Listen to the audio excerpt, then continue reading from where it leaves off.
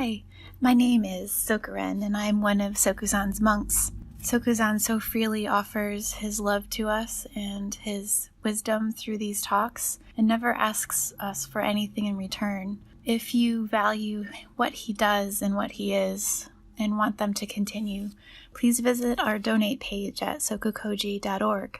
Thank you. Good morning. A little late getting started, but I don't mind.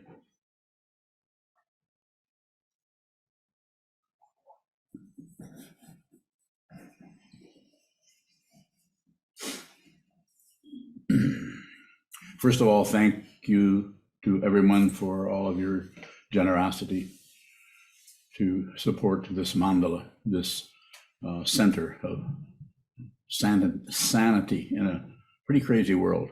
It's incredibly crazy. In the midst of the craziness is, of course, intelligence, insight, kindness, love, relatively. Thank you. I saw Sokuzan using his phone yesterday, so I thought, well, you can do that. Why couldn't I use that as a kind of a backup to my memory? Just astonished with his memory that he can't just remember everything. Is that disappointing to you? No. Okay. Got that settled. So thank you for your generosity. Please, if you can, continue to help us. We've got, if you were to see our financial situation, you'd be astonished, because some of our very conservative, I don't really call them members, but they're kind of like members, are pretty amazed that we do some of the stupid things we do. But they work out. Karma House looked ridiculous. We bought it anyway. Garuda House looks ridiculous from a certain conservative point of view, but we do it anyway. It's always about the intention. I don't care if you're making breakfast. It's about the intention, not the result. If you catch on to that, I can't promise anything, but you'll be a lot happier.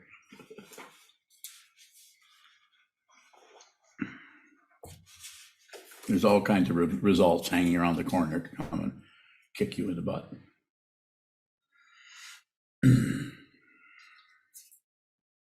So thank you, and please continue to help us. If you want to know more about any of that, you can contact some of the people that have a lot of free time, like Unyo, or or Juzan or Shodo or Ondo. They'd be happy to just get up from their nap and help you. So a while back, I gave a talk called "The First Wake Up," and then now I'm going to give a talk called "The Second Wake Up." You may think you know what that is, or you may not. I probably ought to take some time and respond to all these texts first. No, I'll wait. Priorities take time. There's how much I weigh. You do have to do this too. Go through all the other things. Oh, here it is. I want to read this. I wrote it, but I had to be able to just come off the top of my head. The first wake up is a wake up call to see that you are being completely controlled, deluded, and imprisoned by your beliefs, opinions, and your relative knowledge of everything. People want to control you, starting from your parents to everybody else around you. And then eventually you get contaminated and you want to control. You think that's how you do it, is you just control stuff that you want. You don't want that, so you push it out of you. You do want more of that, you grab onto it and pull on it. The whole world's doing this in some way. Some of it, sometimes it's in a three-piece suit.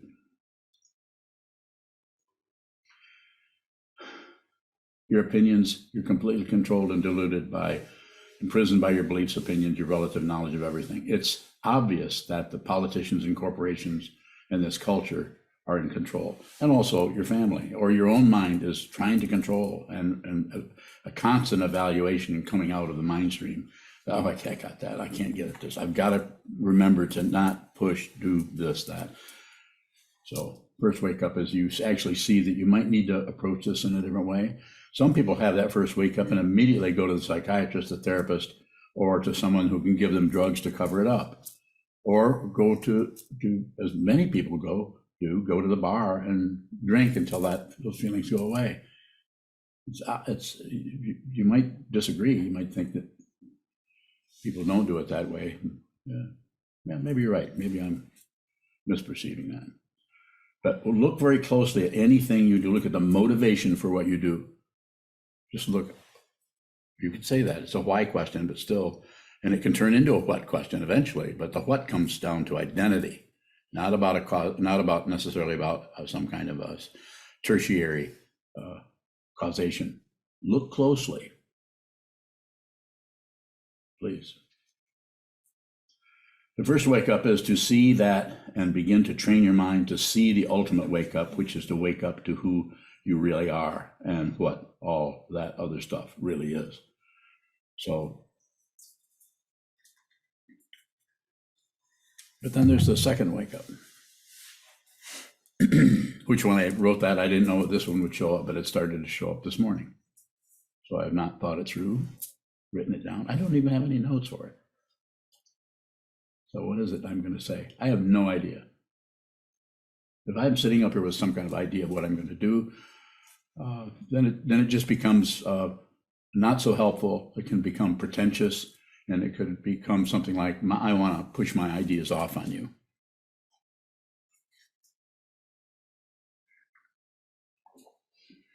The second wake up is to wake up to the possibility. If you happen to run into a teaching community, there's a possibility you run into that, and you notice that just through contrast that you've been doing this. You might have even been in another spiritual community where you had another teacher and you change to possibly this teacher, or you have this teacher and you meet someone else and you change to another teacher, right and wrong or extra. I'm not like more right than everyone. You might need to go study with Shinzen Young or some other, name other teachers, but all kinds of other teachers. Might have to do that. I don't know. But the second one is when you start to practice, you start to awaken to, it's different for each person. Some people start practicing and after 3 weeks, 8 weeks, 2 months, a year and 9 months, this is incredible. I'm just so lucky to have stumbled onto this teacher, this teaching, this way of practicing. You might go through that. That's an aspect of the second wake up, is this might help me. This might be something I need to do. This might be something that the closer I look at it becomes more and more choiceless. And it can also be something that you miss, it's like you just miss the subway. It's coming through and you see it, you had the first wake up, you got on the platform, and then the second wake up, you just didn't get in the door soon enough. So you end up still on the platform waiting for other things to happen or show up, or maybe you get off and you go back to what you were doing 15 years ago or 15 months ago. That second one is very important, and that's why it is necessary to have the 3 jewels. The 3 jewels, eventually you become the 3 jewels. But initially it's seeing the value of having someone who's over there, a mentor, a teacher who will not bullshit you.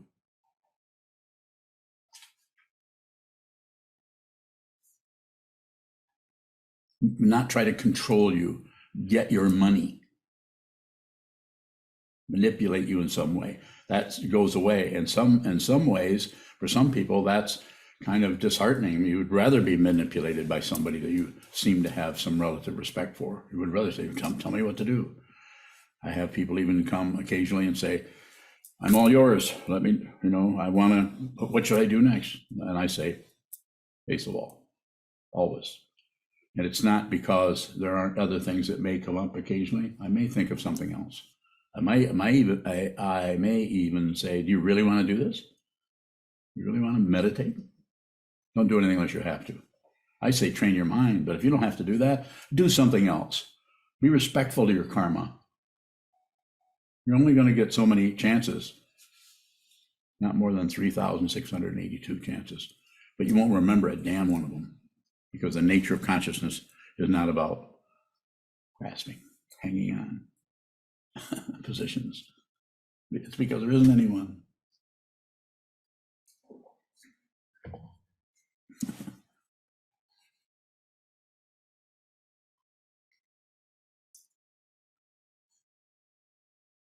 So that second wake up is like, it might be, it will be different with each person. That's why I say I wouldn't talk to each other too much about what you're experiencing.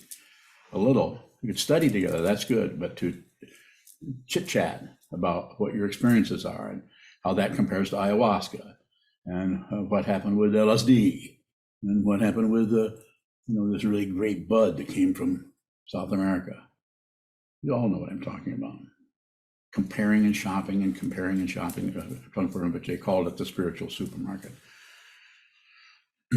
All of this information is coming out of me. It just comes out. I don't think about it ahead of time. I don't plan. I have no idea what I'm even saying 10 minutes from now. And it doesn't matter, because it is situational. You do not have to retain or maintain anything. You want an R word, then receive. You want an M word, then meditate.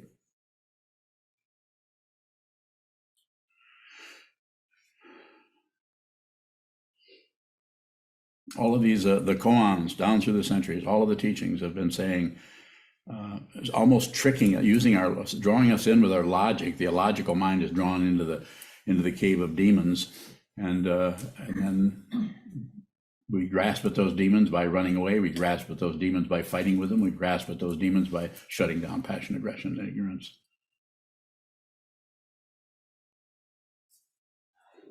So you might have a situation where in your life, relationship dynamics start to become very, very difficult for you.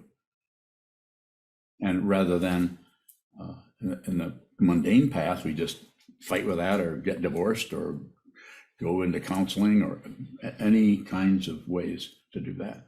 But if you're a meditator, if you're a practitioner, you might want to just receive that for a while. This doesn't mean that if you're in a really difficult situation, you should immediately go and get a divorce. Of course you should. Look closely at it. Everything is a teacher if you're a student. Even someone threatening your life, it's still a teacher. Why? Because the fundamental situation is nothing is separate. You have to understand that at least a little bit intellectually for you to even entertain, if you want to call it entertain, the idea that everything you're looking at is a mirror. Everything you're looking at is not somebody else. But we maintain and reify, reestablish, reinforce, and build a huge construct called me by blaming that, accusing, or giving credit to. If you can do that with a teacher.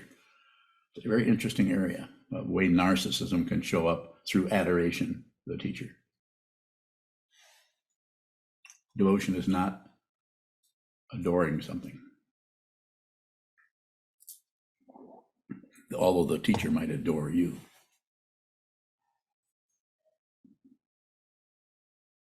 But there isn't anyone to do that. There's just adoration. There's just love. And it may be emotional, but it's not emotional. It's just this. Emotions might get in the way of your clarity or your wisdom mind. If you're wise, you won't know it. If you know it, you're not so wise. You're just a wise guy.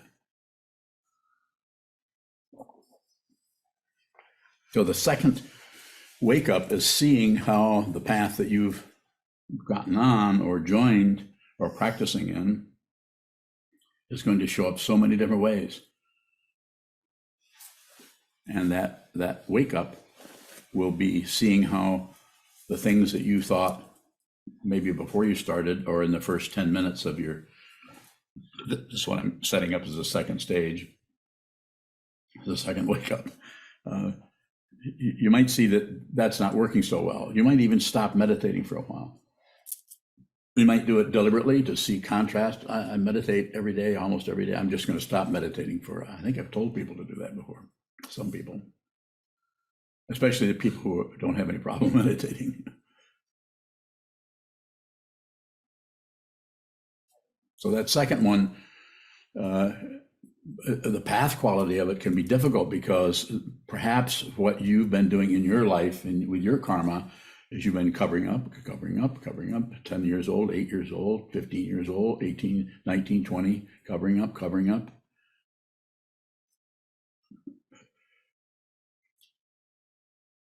I just got an intense memory of a dream I had last night of Takudo, and he was my son, and he was going with somebody, and I was trying to stop him from doing something, and he said no, and I said, and I started thinking, he's not 18 yet, so he shouldn't be able to go do this. I'm just telling you this as an aside; it doesn't go anywhere. But then I later on looked and saw, oh yeah, tomorrow's his birthday, so he will be 18 tomorrow. So I stood corrected, and I remember thinking how I really need to get to him to apologize for trying to push him around or tell him to do something when he was 18. Thank you for indulging me. So the second wake up is going to show up much differently for each person, because then you actually are radically, immediately, and minimally. When I say minimal, I mean you're right down on that area of the mind stream that you were able to block off before you entered the path. So now it can get pretty painful. But because the wake up has come into good in the beginning, good in the middle, good at the end, the up and down situation is removed by the teaching. You just have to look at it. You just have to be aware. But when you're aware, when you're receiving, some of the things you're receiving are probably things you've been pushing away. Here you are in a situation where now your awareness has not gone over the top. It's not looking down over the top of the mountain. You don't really have fruition particularly, but you have little fruitions. Sometimes they try to get that into stages on the path, and I think that's a little bit disrespectful to people's karma to try to put them in a category. You must be on the third bhumi. No, I'm on the fourth. Well, it doesn't look like it to me, because look what you said to Sarah the other day. Does that look like a fourth bhumi? Are we doing that? Probably. Should you be doing that? Do anything that you have to do, just be aware of it. I wouldn't murder anybody. That's not good. But you may have to. I've said that years ago. You do not have that much say-so about your karma. Go look in the mirror. How much say-so did you have there, other than you might have gotten a haircut?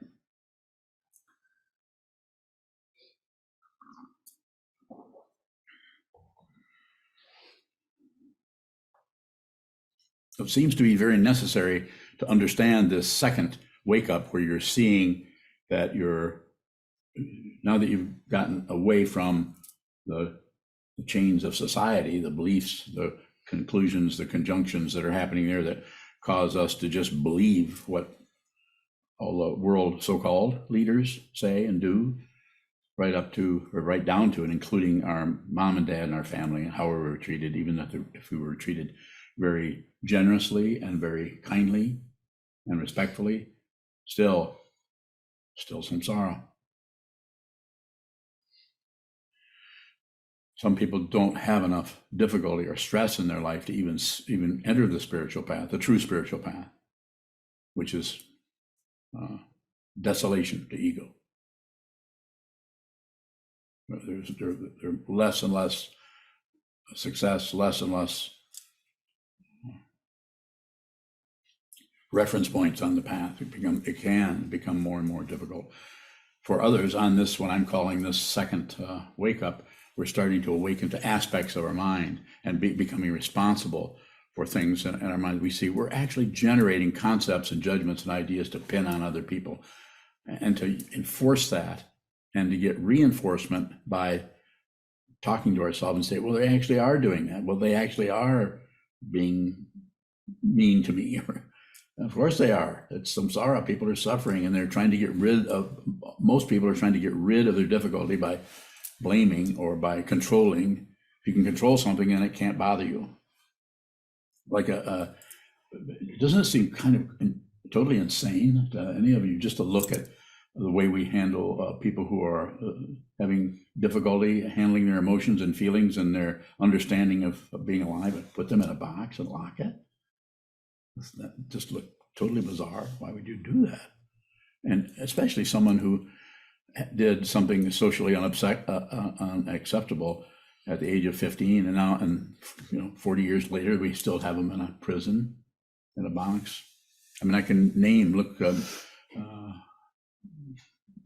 I'm not going to name people, but there are people in locked up right now that just shouldn't be there, shouldn't be going on.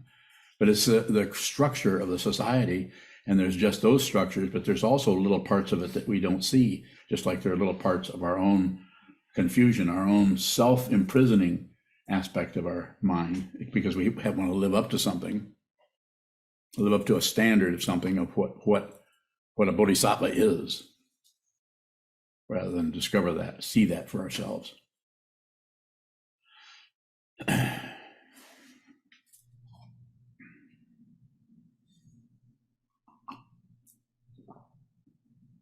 So the second wake up is going to show up differently for different people. Some people might actually think it's the final awakening.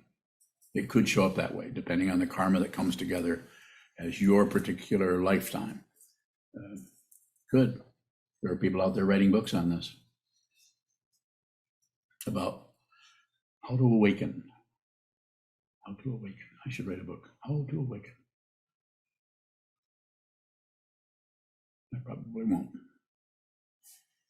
It is not something else. It is not the third, even though there might be a third awake, which I'll give that talk at some point, probably. No guarantee of anything. But it's not a state of mind. It is mind, and without personhood. And if you realize it, you are not concerned about outcomes, but you are concerned about intention. That's the only say so you have is your intention. You cannot reach out and do anything. This is an illusion. Pick that up.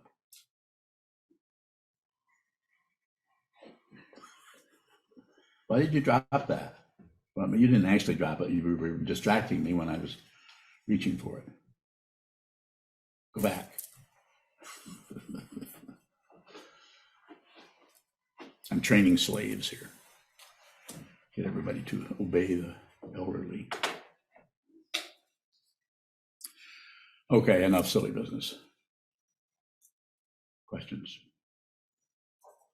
Junchi Bowing, using the analogy of the first wake up being on the platform and the second wake up getting on the train.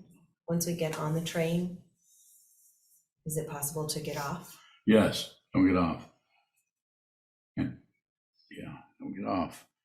Because once you get off, then you've got to go through a whole set looking for another way to deal with your neurosis, or with your sad feelings, or your depressed feelings, or whatever it may be. Just once you get on this, the reason I say this, if you want a reason, is this doesn't have some kind of a guarantee at the end. It's not if you think about it, anything that's guaranteed, this is a relative truth. It's making money out of relative truth, which can be done. You can actually do that. But if you get off, then you're right back into that same spiritual materialism dynamic that's everywhere. Whereas if you stay on, then it is your path. Even though there might be all kinds of people on there with you, it's your path. It's your path. Go ahead. Is staying on the train a form of maintenance? Somewhat. It's just like coming in the Zendo, living in a monastery, receiving jukai, which you have. You've been here for years, and sometimes you get sick or something, and so you have difficulty there. You move your life aside and live that way for a while, working with that, and then when you're done, when that backs off, then come back in and keep practicing. You're here. You've had many temptations to leave here. I know that.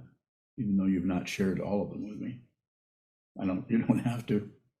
And I'm not reading your mind. Mine's not separate. It sure looks like it. Keep going if you have more.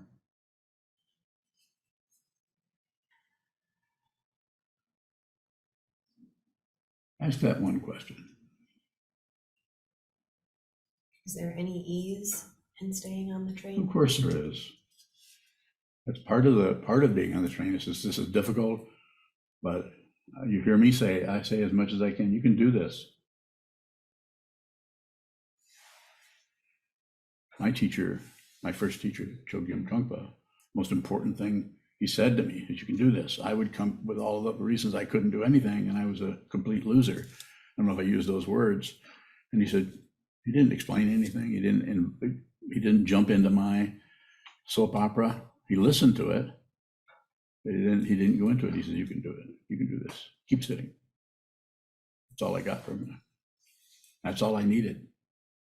I'm not sure if he engaged with others on a more conversational level, but he didn't with me. And when I was going through this so-called, I'm not going to pin anything down, but it's the second wake-up stage, which is decades and decades, those words meant a lot to me. I would think about it, even though he was gone. Is it possible to be halfway on the train? In other words, you feel like your feet are dragging on the ground like that. Yeah. It's part of your path. Just look at it. Do not repair that. Do not fix it. It's nothing to correct. Be responsible for what happens in your mind. It is your mind from the point of view of it's not separate, and it's not your mind from the point of view of there's no one there. There's no solid entity there called pure appearance.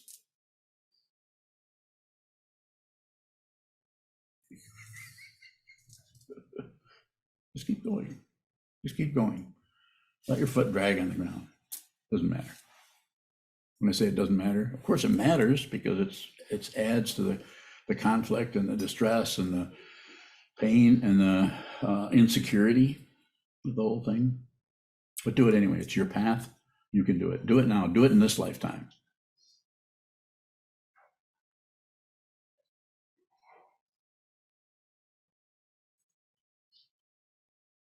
More?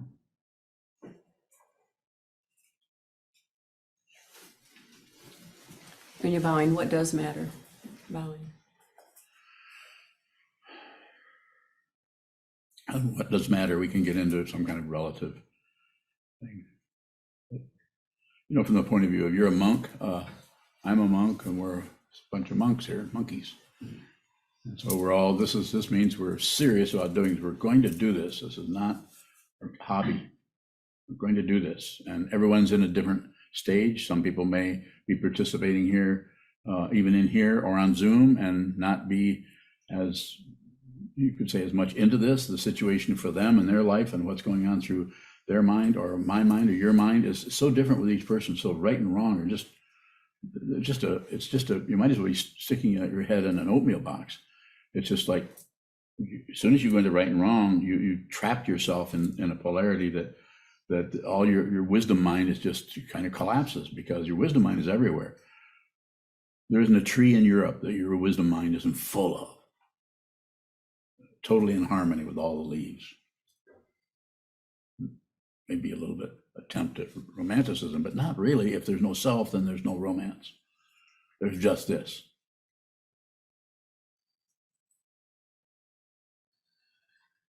Yogabalan, if we have some ease and comfort on the path, do we need to experience more stress to continue? No, whatever shows up on the train, whoever you meet on the train, whatever shows up there, just receive, receive, receive. And you won't produce. If I were to say it bluntly, if you want a really, really good teaching right now, I'll give you a really good, strong teaching that you will not be able to receive. I don't know what it is. Give me some thumbs up. Genzen, Genzen. Shut up. more politely known as stop talking or don't say anything, unless you have to. If you don't have to, I have to do this. I have to do this. Even if I'm sick, you will see it eventually, or maybe you won't, but I can't help this. If I don't show up, it's because I'm either flat on my back or no longer in this realm. And that's coming for all of us.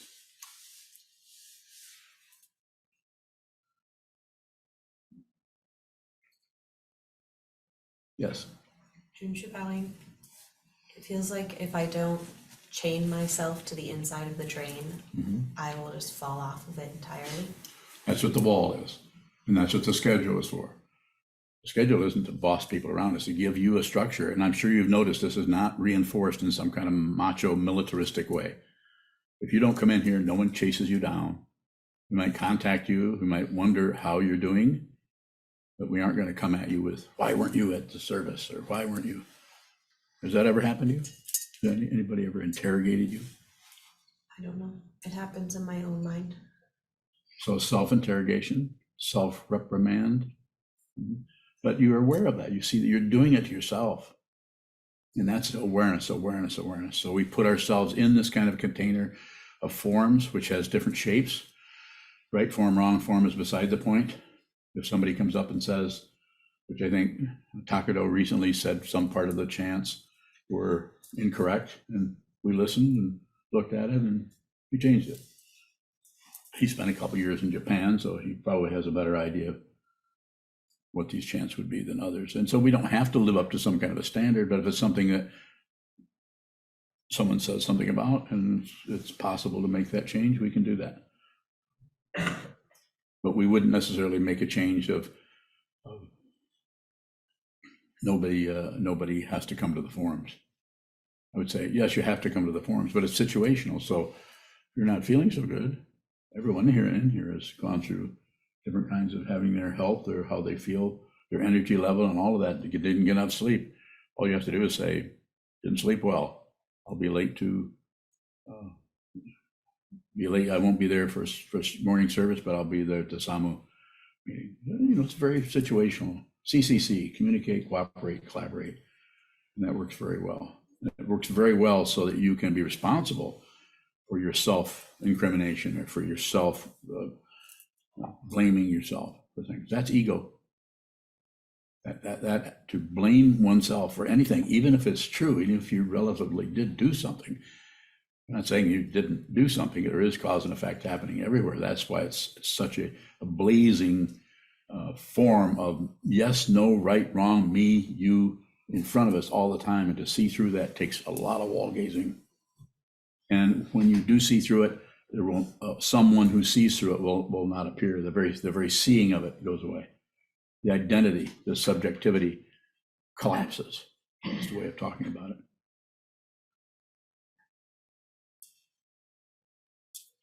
Ontobang, can we be both desolate, experiencing the desolation, and ease at the same time? Sure. Everything shows up as not to eventually. It takes a while because the picking and choosing aspect of the ego feeds off from. If I need to be right about this. They need to see that what I'm saying is I'm justified. Eventually, just like the one we've talked about, pride and shame, those appear together. Those are not separate things. Pain and pleasure, as the Vidyadhara says in the Sadhana Mahamudra. Pain and pleasure become ornaments which it is pleasant to wear. Why would you say such a thing like that? How can you wear an ornament of pain, wear an ornament of pleasure? What is he saying? Find out. And you don't find out necessarily by analyzing what he said. You find out by seeing that those words, that pointing out instruction is right in your own mind, in your heart mind, and it's in you. You're ready to see that now, but you might have to look at a lot of cover-ups and a lot of attempts to get off the train into some kind of a sidetrack, other station. So this will work better over here. Don't do that. The only instruction I give anyone, if they're listening to me and have anything on receive, is train your mind. Might not be able to do it under this kind of guidance. Might have to do it a different way. Not incorrect. When you bowing earlier, you said that the nature of consciousness is not about grasping. How do the three poisons Make use of it. yes. Because the form, consciousness finds the form that it needs, that is dependently arisen. So consciousness doesn't belong to anyone. It has no location. So if things seem to have location, that's an illusion. This is here and someone else is over there. That's the illusion part of it. What was your question? Does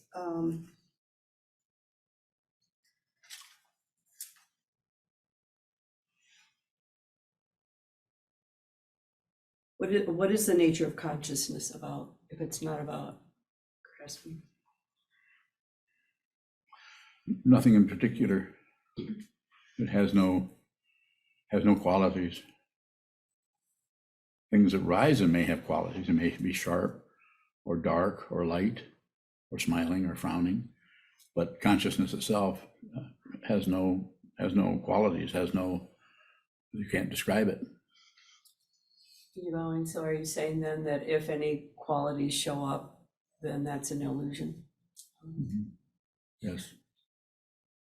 It's illusory. Is it possible to see consciousness? No. Unless it shows up in a particular form. But that's like illusory. a gaboon viper, you know what that is? A what? A gaboon viper, everybody knows that. It's a phrase I use all the time. It's a huge snake in the jungle. Gaboon viper. But it's just consciousness.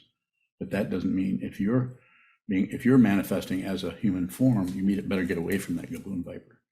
Otherwise, it will eat you. Is that helpful? I don't know. Well, Bujradao. Christina Bowing. Yes, Christina. Going back to the not to, and also thinking about protecting from fear. Yes. When someone asks for advice and we can see the not to-ness, that it could be both negative and positive. Yes. I get stuck when that happens because I don't know whether I'm lying to say only the positive. Do I say the positive and the negative, or do I just shut up? But I've been asked. Bowing. Basically, there's different ways to not say anything. And one is to actually not say anything. And the other one is to say, well, Bujradao, that's Mandarin. You don't have to say that, but I don't know. Or you could to stay in touch with them, you could say, that's an interesting question, but I'm not sure how I would respond to that. You could make it tentative, so the connection with the person, so you haven't abandoned the person. You're not functioning as some kind of a tantric master. Even though you may feel you have a lot of insight into what's happening with them, shut up. Don't help people in the sense of your idea of helping them. Meet them where they're at. If they need to know what it is that's sneaking around in the back of your mind that you are so tempted to put on them, because you will think all about me, you will think you're being helpful because that seems so correct. When they're not ready to hear that from you, even though it's relatively correct. I can't say it any more bluntly than this, but just don't talk. Look at them, maybe ask them a question. You could produce a little bit, but not by way of response to the question. Say, how have you been working with that so far? And then they'll tell you something. And then you'll say, how does that give you some relief? You don't have to particularly turn into a therapist, but it's that kind of approach. It's very similar to a therapeutic approach, working with trying to meet someone where they're at. First, find out what their difficulty is and see, you might be able to say something helpful to them, possible. I would not recommend that you tell them to meditate. If they ask you and they know that you meditate and they say to you, should I meditate? Say, I don't know. as I've said before, make them drag it out of you. Otherwise, there will not be any value. It'll just be one other thing they get off the psychological or spiritual supermarket shelf. Maybe I'll try this. Well, I tried shikantaza for 3 days, and I thought, I need more than this. So I went 6 days. Still didn't help me. Looking for help on that. If you're on the train and you're looking for help, you need to receive the help that is right in front of you. And it may be very, very distasteful medicine. Do it anyway. What else are you going to do with your life? It's going away. Tick, tick, tick, tick, tick. Talk, talk, talk, talk, talk. Thank you. Certainly. More questions? Deb Bowing. Yes, Deb. If I feel like I'm on the platform, do I have to be concerned with how long I might be there? Is there anything I need to do? Deb, you come to this situation once or twice a week, and I see you on the evening as it is meditation, and I know you're a meditator. We've been talking over a couple of years now. I would say I don't know for sure, but it looks like you're doing fine. Don't do anything. You don't have to move here. You don't have to become a monk. You don't have to meditate more. But just keep going and ask that question is a good question. I would say no. To be able to ask that question tells me you are looking in the right direction, but you're not seeing what you want, what you would like to see there. You're not seeing the results. So therefore it feels questionable to you. And what am I here? What am I saying? That's fine. You'd be surprised where you're at. You might be further on that train than you might think. Thank you, Deb Bowing. You're welcome. Divine, when you said do it anyway, is that reinforcing ego? Doesn't matter. Ego's unreal. If your teacher says that, just do it. Do it anyway. It's not like obeying a dictator, but you're in that kind of relationship. So the person is telling you, do it anyway. If you go by your feelings and emotions and thoughts, you'll be taken into that incredible circle that is called samsara, right and wrong, up and down, back and forth, shouldn't, getting there, not getting there. Now I was doing pretty good, but now I'm not doing so good. Getting a little bit better, but then things are dropping off here and there. It doesn't matter. It's only about being aware of ego, not about getting rid of ego. You can't get rid of something that's unreal. The whole idea of otherness or separation is reinforced by trying to push something away or get rid of it. Or yes, go ahead. What about it? Seems like when you're saying that we're doing one of the 3 poisons, we're reinforcing ego to not do that. But then you're saying it doesn't matter really. It doesn't. More. What matters? Save all beings, even though there aren't any. The illusion that there are beings is really intense. Like how you felt when you were 13, your family dynamic. Wasn't that really intense? Painful? Yeah. Isn't some of that pain still showing up here? Probably. Okay. Just observe. The pain and the suffering, the things that arise into dependent origination, pratitya samutpada, need to be here because this caused that, caused that, caused that. You can't even count them. There's so many. But the personhood is an addition we add in, and using the reinforcement of this organism, human form, we add this is us in the situation. We need to get out of the situation, so we take drugs or we drink a lot of beer. Any of those things will soften the thing up somewhat, but then there are consequences for that, of course. More. Divine, I want to go back to, did you just lose when I asked you about reinforcing ego by grasping, rejecting, and ignoring? What did I say? I think you said probably or something like that. It felt like you were just losing instead of Arguing with you? Yes. There is no position. I don't have a position on anything at all. If I need a position, first thing that shows up is the vow. It doesn't make me some kind of hero. Just a vow. This is not a game.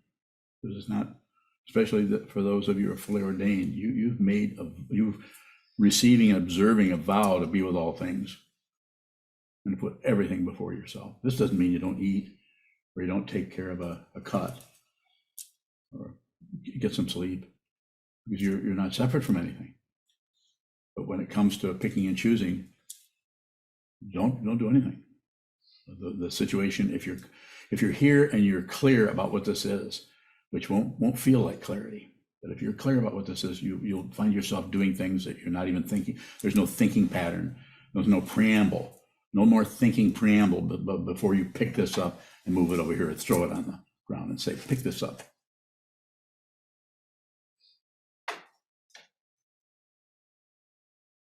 The teaching person, I'll get you in a minute. The teaching person functions, if they're a true teacher who teaches out of what they're looking at moment by moment, but there aren't even any moments. There's just this, and it's flat out ordinary. Tamogi Shepa is the Tibetan for that, as I recall. Ordinary mind, just ordinary. It's so simple and so scary. You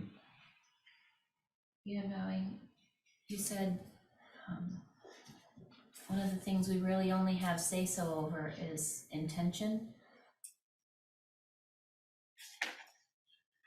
How do I have say-so over that?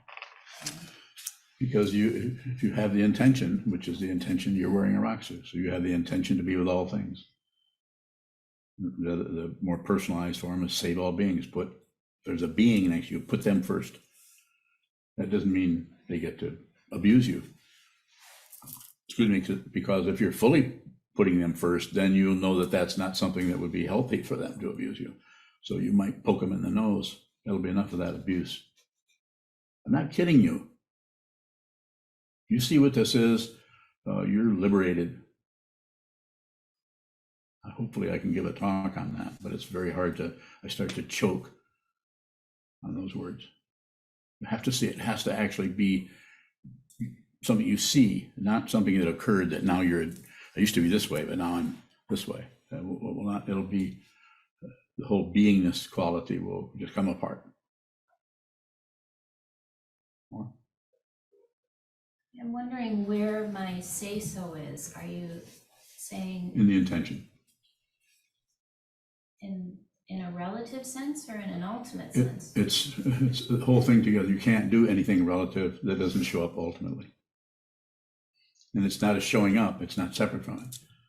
And the relative truth and the absolute truth are not two different things. They're two different aspects of the same thing that tend to show up that way, like a magic show. So all you have to do is, your situation, return to the vow. You might need to do a lot of that.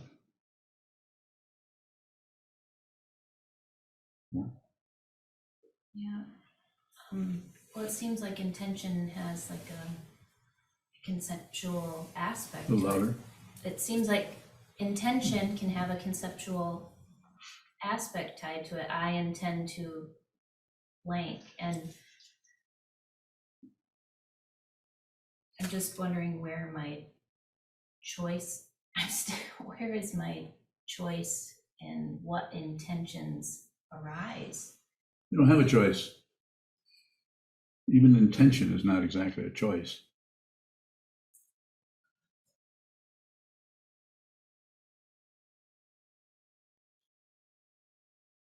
It's intention with no intentioner. It looks like you're doing that when you receive the vow, the jukai. It's just a way of, I call it gluing yourself to the path. It's a really relative, stick yourself to it. So when you try to, things pull you another way, you're pulled this way. If you become fully ordained as a monk, which I'm not suggesting that at all. Probably done enough. not done enough damage to your ego.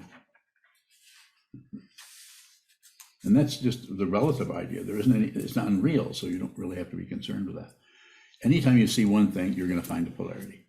Illusion, you're going to find something's not illusion. Enlightenment, you're going to find insanity. Do I have say-so over my intentions?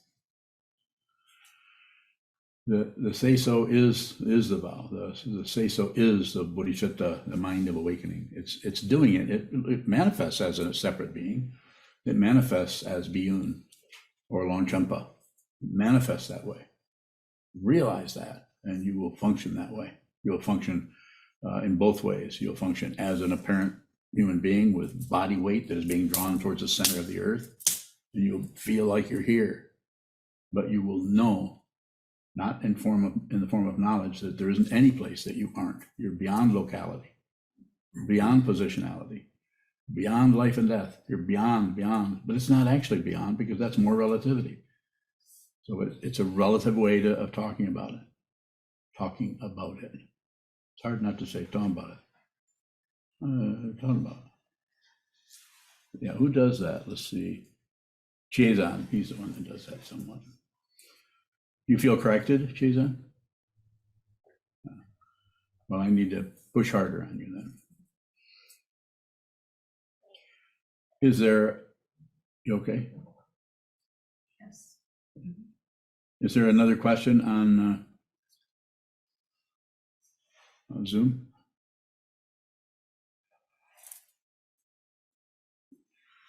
Everybody knows everything then?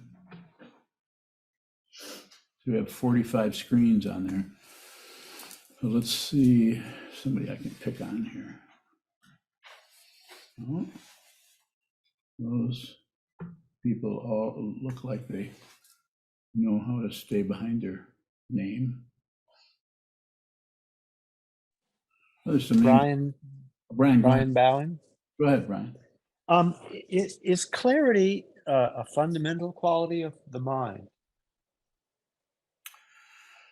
So, well, it's a pretty strong concept, clarity, and it's opposed to cloudiness or confusion.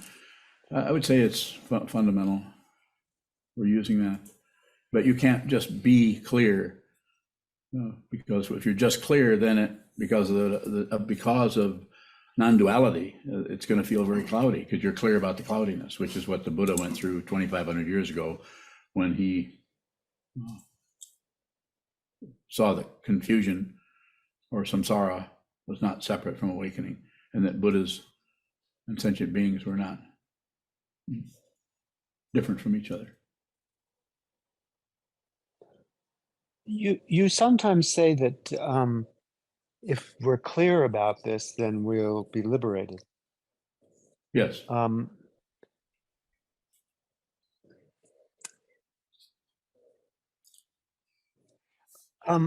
wanted to relate that to the idea you said that sometimes we will have little fruitions, that a kind of, you also talk about not having results, but sometimes that does feel like progress.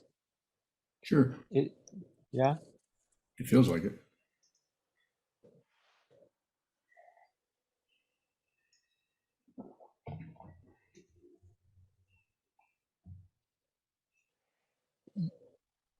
I was surprised to hear you say that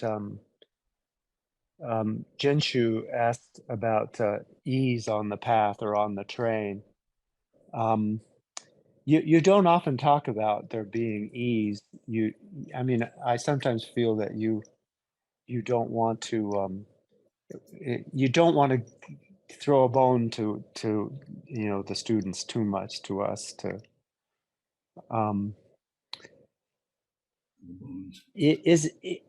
I sometimes feel that I do feel a sense of ease on the path. Okay. Is that correct? Well, there's certainly nothing wrong with that. There's nothing correct or incorrect. Is sometimes the particular passage that any of us are going through, sometimes it can soften up a lot, and with no apparent causation happening. We just find that maybe, like Sokuzan was saying the other day, that he did a 4-hour block set, and I don't know if you used the word enjoyment, Jason, but it was like you liked it. You sat there, but of course you've been sitting quite a bit for the last 12 years, and so if you go out and sit for 4 hours, that's quite a contrast to a month-long retreat, which you've done. So it's just 4 hours out of the day, and feels pretty good. It's kind of my way of saying it. And actually, I think the Vidyadhara also said it's kind of luxurious to not have anything to do but sit there. There's something, Yes. there's something very, you're here, you're present, and with nothing much to do.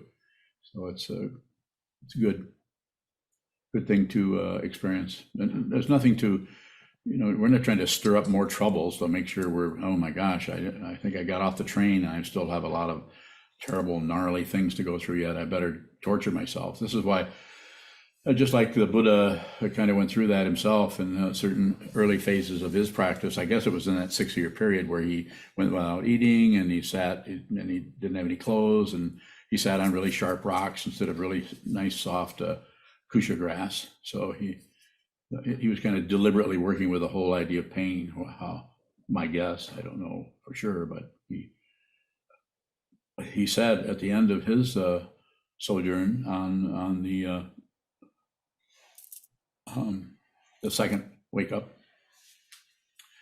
he saw that life is suffering, and he reported that to his friends, fellow practitioners, or Paravajikas, and they either became students of his, or maybe they went another way. But there's nothing to correct. Whatever shows up in the mind stream needs to be there. So whatever shows up, positive, negative, or neutral, it has causes and conditions. If you can identify it as something about your mind, then it's dependently arisen. Pretty hard to see nothing, especially if you're reporting. Go ahead. So if joy shows up, then it has a right to be there. Yes. Thank you. Yes, sir. Question from Eric Hendrickson in Idaho. Eric, he's down here somewhere. Go ahead, Eric. Can we receive and not know what is being received? Yes. We never know really what's being received. We only see the face of it. We only see parts of it. But when we receive, then we get all of the things that we were not seeing before the actual attitude or intention to receive. There's other things. You just get the head of the dragon. And then you start to see all the more complications as they keep coming and coming and coming. Things will keep coming until they don't.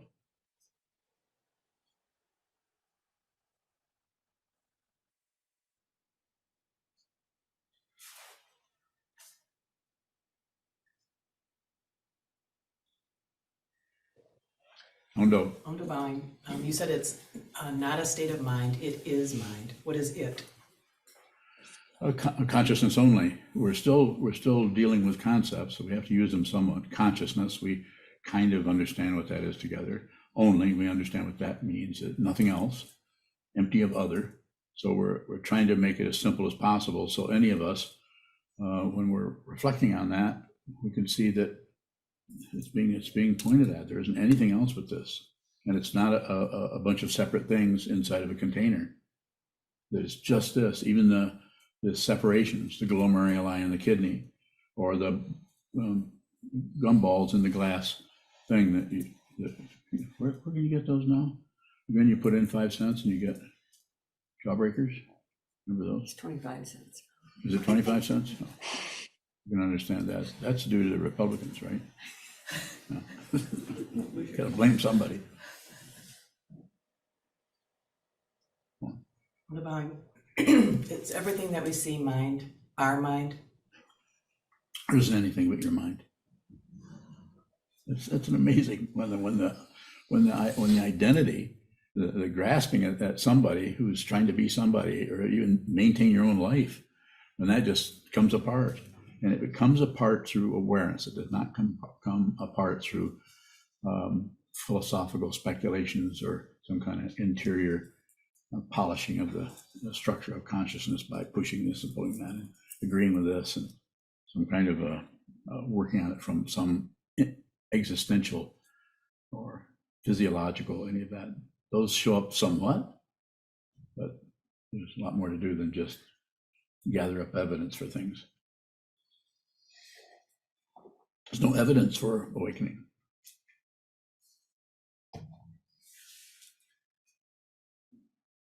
If there is, it's not awakening. It's just something that you have evidence for. Question from Isaac in Illinois. Isaac. If my idea of what putting others first looks like is dependently arisen, then how do I return to that intention? You're already doing it. You can't answer that question. You're already doing that. Just continue. Just continue. You're on that train. It's just I'm trying to keep you from jumping out the window.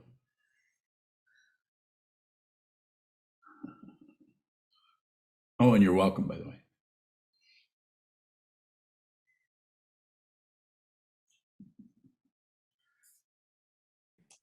Jishin bowing. Go Are ahead. the mind and absolute the same? Bowing. Are the mind and what? Absolute. Are you tired? Me too.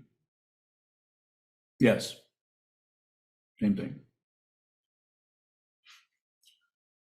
But they can be different. They could show up differently, but they're fundamentally pointing at this. And you can't, even that it's as long as you don't do anything with it, but you just look at that, it's just that. But if you try to go in there and sort things out and come to other conclusions, because now you know that those are the same, that must mean blah, blah, blah, blah, blah. That's all extra. Don't have to do that. The important thing is to see the falsehood of the separate identity. That's unreal. That needs to show up probably could go another way. I don't know. To see that so that what is out there, well, there's a possibility of seeing that is an illusion also, even though it has a solidity to it. That's the polarity. Identity, me, and that stuff. Those are both unreal. If there is a clamping down on me and what I need to do, I'm right, I was wrong then, but now I've got it in this relative world, then we have things like the war in the Ukraine. But it's a landslide that's been going on for countless time from every direction. Big, huge landslide of otherness and of warfare, of greed, intense greed, and the demand for it to be in control. You don't have to do that. You might have to live in a world where that's happening, and you might have to help people who are dealing with that kind of situation, help people who have no mind training.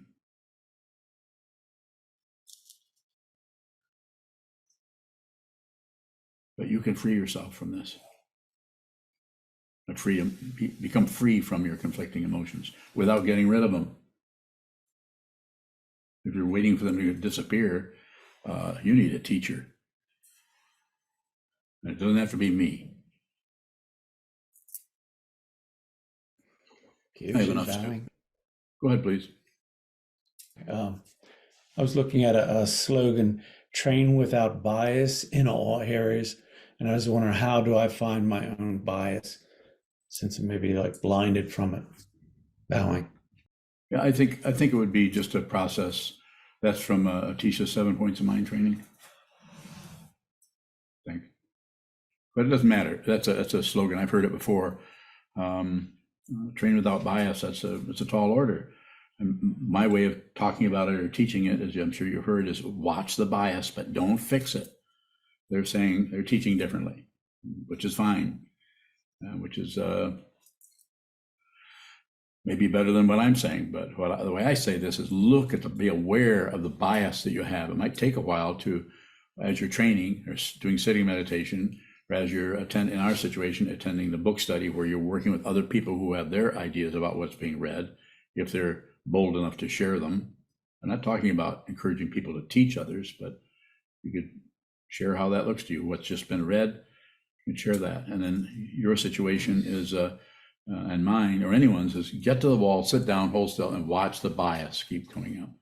Don't push it away. Don't get unbiased. It says train without bias. I wouldn't say that. I would say include everything, the bias, everything. Otherwise, you won't get a clear idea of how bias actually works. You have to really see what that is, that bias, that sometimes hidden grasping at a self who is needy, who needs something.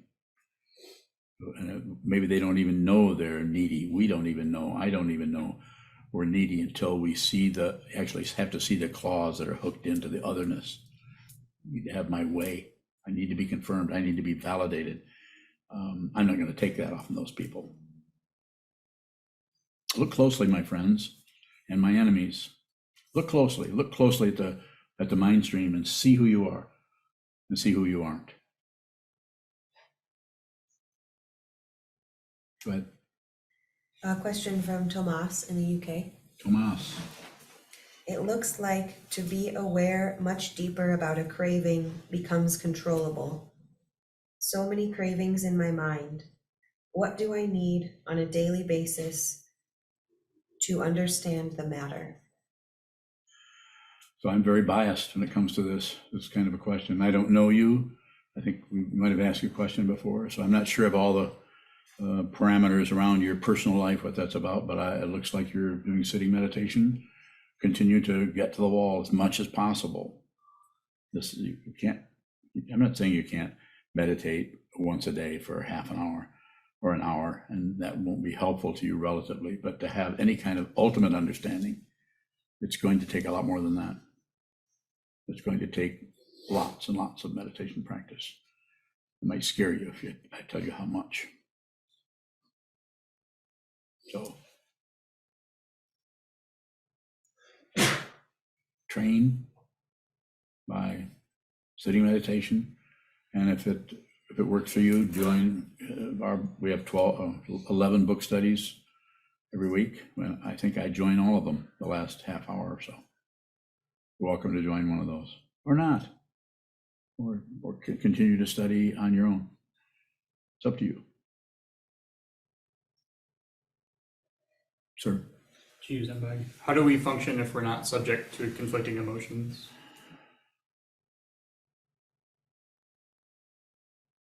Are you saying you're not subject to? You're not? I'm not saying that. You feel like saying that? Do you want to get a big dose of conflicting emotions?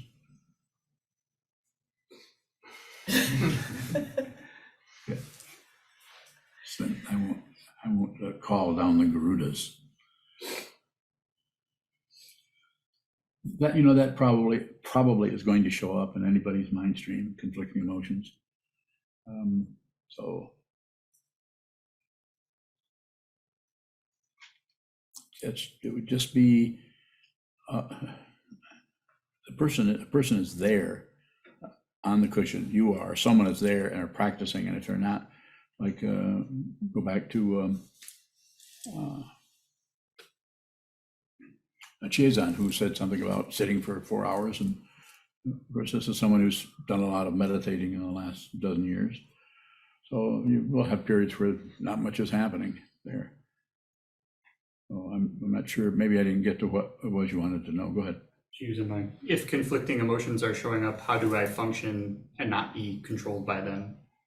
Oh, just observe them without any intellection following up behind them to explain why they're happening, who caused them, how they got there, what you could have done to keep that from even happening, that emotional reaction that's happening, to go to some kind of blame that tends to reinforce it. You're actually giving it it's like you're coming in and you're giving it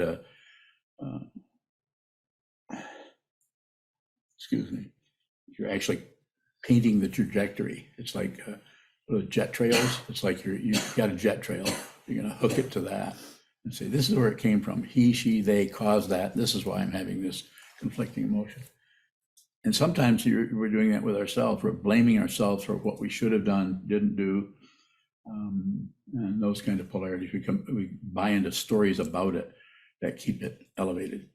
Whereas what I'm recommending you do is just feel that way. When you have a negative, do it for others. Return to your vow. You can even say you can say it out loud. You could say it under your breath. You could say, on behalf of all beings everywhere, including this Sangha in this community, I'm going to receive that negativity without attribution, without leaving what you're feeling for who did it. Even though it's obvious they triggered, at least triggered it. Maybe they didn't cause it, but they said something, did something that caused something in your consciousness to get upset. More? Geez, it's kind of convoluted. I love convoluted. I got you here to help me with it. It seems you've encouraged me to not do anything unless I have to, but if I can, to step through the difficulty and go out towards people. Yes. So it seems like when the difficulty shows up, I've been looking at where the conflicting part of that is and trying to align myself with the non-negativity that I take for granted so that I can go out towards people. Is that extra? Am I doing something with that? It's just the way you need to do it. I don't see anything to adjust or correct or fix. No, it's a good description though. Continue, but it won't last. When I say it won't last, that structure you're using there, don't turn your mind into zombies.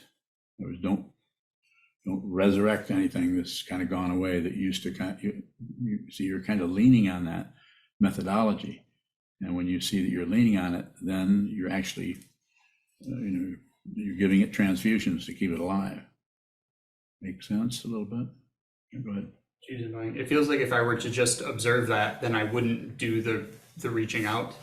That'd be okay. You don't need to have the compliment of reaching out to show that what you've been doing in your mind stream is workable and you're doing the right thing and you're a good guy.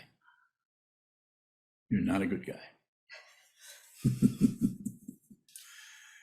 You're good, but you're not. The personhood is unreal, but the goodness is maybe the only thing that's there. Trungpa Rinpoche even talked about basic goodness, a way of talking about basic sanity or Buddha nature. It's basically without any complications at all, even though it's in the midst of the complications. This is why the Buddha can teach in hell. The Buddha can teach in any of the 6 realms. And probably other realms. More? I